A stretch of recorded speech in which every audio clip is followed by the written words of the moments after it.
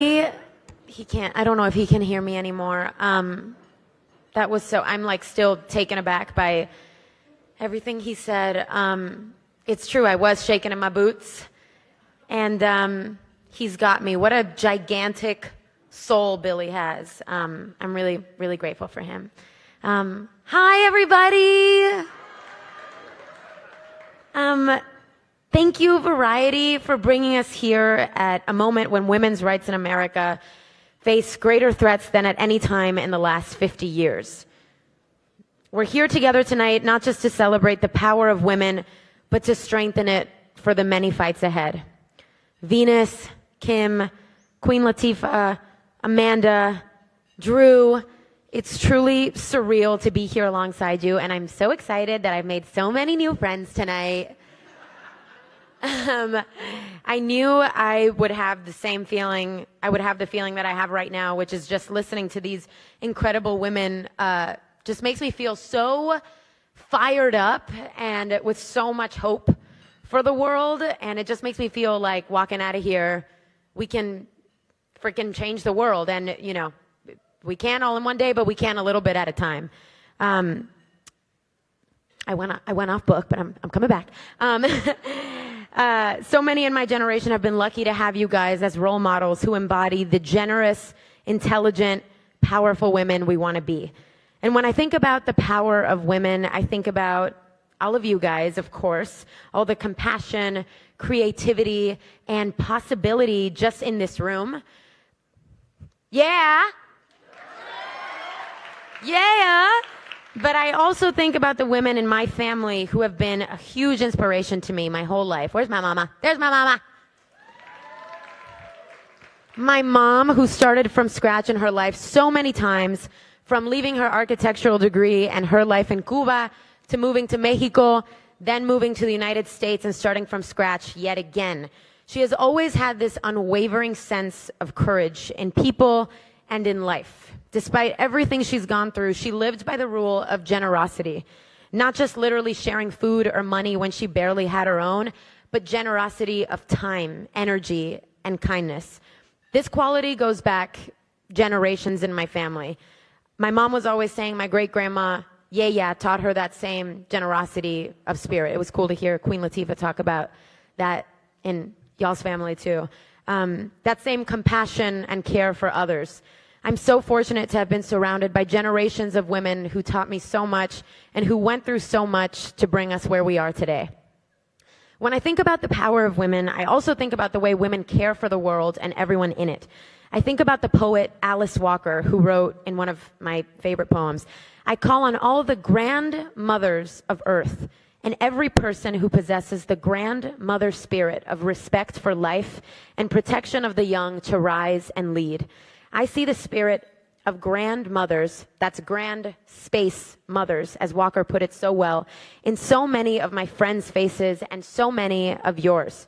I see it in everyone fighting for equality and opportunity and justice, and yes, reproductive justice on the front lines. I see it in our history, in countless women, remembered and forgotten, who fought for their families, their communities, and our world. When Alice Walker wrote, Calling All Grandmothers, I was only 13 years old. At the time, I couldn't imagine singing on a stage in front of people, or talking in front of people. Here I am, though, let alone the world.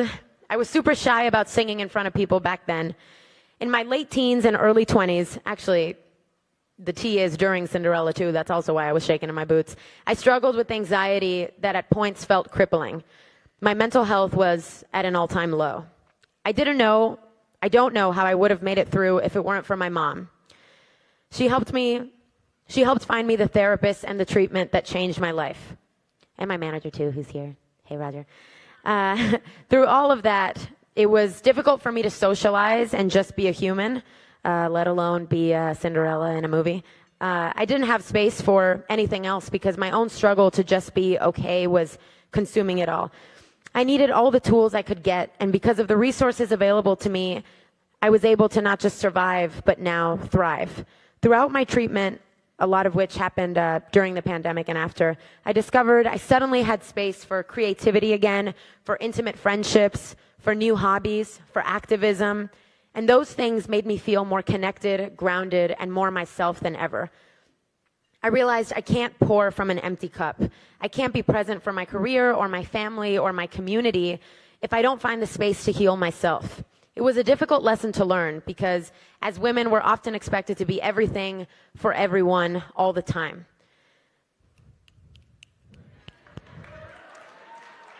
That's one of the reasons I started working with Movement Voter Fund to create the Healing Justice Project. Just like women often feel the weight of the world on their shoulders, every day organizers on the front lines, especially women, people of color, LGBTQ people, and others with marginalized identities, are out there giving everything they have to make our world better. It's often unrecognized, thankless work, and it comes with long hours, too few resources, and tons of emotional and often traumatic experiences. The cost of caring for these organizers is too high. We can't afford to keep losing passionate, experienced, effective leaders at the forefront of our nation's justice movements.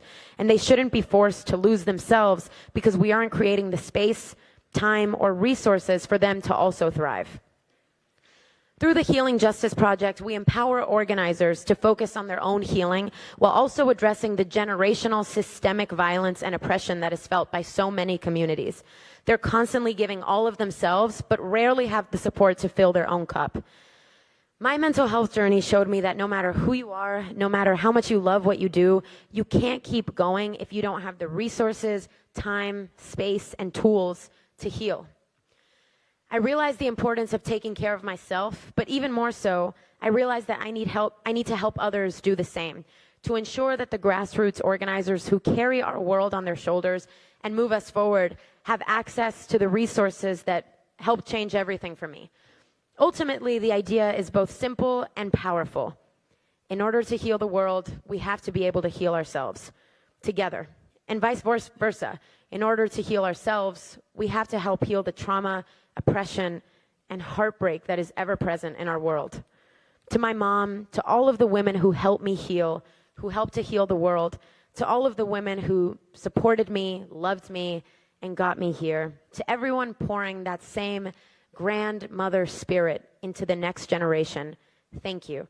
As Alice Walker wrote, step forward and assume the role for which you were created, to lead humanity to health, happiness, and sanity. Let us all embrace this responsibility for the communities we serve and the future we share. Thank you guys so much. What a beautiful event.